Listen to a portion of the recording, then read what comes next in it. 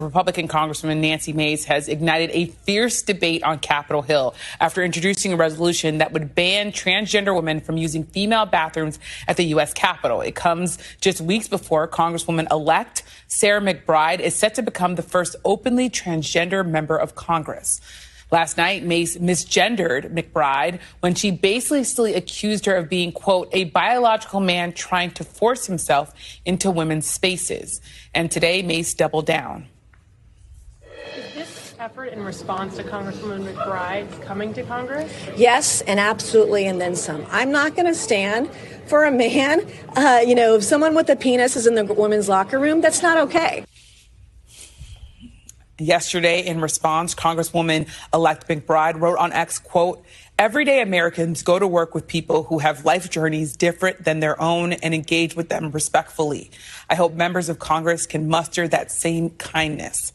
This all comes after Republicans leaned heavily into culture war issues on the 2024 campaign trail and after the Trump campaign ran ads saying, quote, Kamala is for they, them.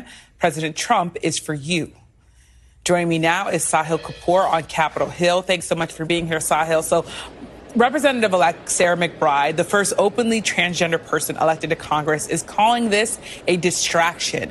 What's been the reaction there on Capitol Hill today by this move by Congresswoman Nancy Mace? Hey, Yamish. Well, the Republican zeitgeist is pretty well captured by Speaker Mike Johnson, who was asked earlier this morning by a reporter point blank, is Representative-elect McBride a man or a woman? He said he kind of brushed off the question, said everyone should be treated with dignity and respect. And then he felt the need to come back later and clarify what he meant by that. Let's play what Mike Johnson said before and after. I'm not going to get into this. We welcome all new members with open arms who are duly elected representatives of the people. I believe it's a command that we treat all persons with dignity and respect. We will. And I'm not going to engage in silly debates about this. For anybody who doesn't know my well-established record on this issue, let me be unequivocally clear. A man is a man, and a woman is a woman. And a man cannot become a woman.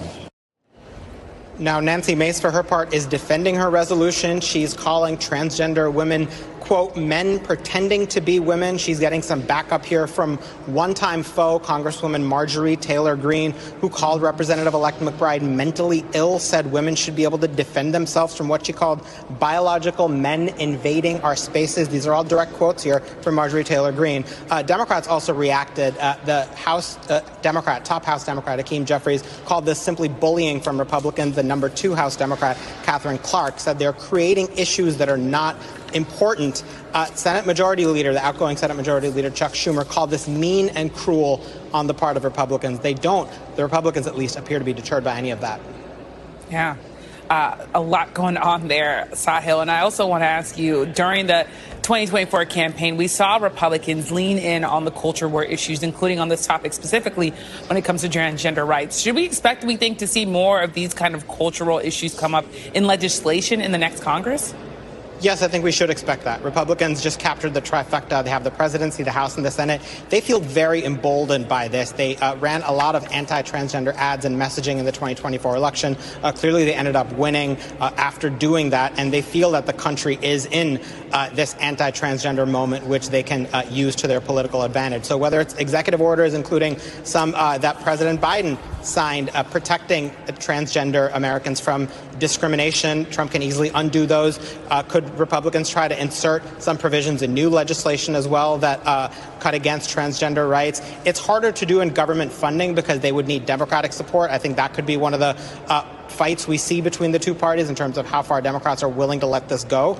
But the bottom line is, yes, it's an issue that Republicans feel very comfortable with right now and intend to advance pretty aggressively. Congresswoman Mace said she expects Mike Johnson to put this up in the rules resolution, her bill regarding bathrooms, and that if he doesn't, she'll work to amend that resolution. If that doesn't work, then she's going to push for a privileged vote on the floor of the House for her resolution. Again, they're very emboldened right now. Yeah. Well, great reporting, Sahil.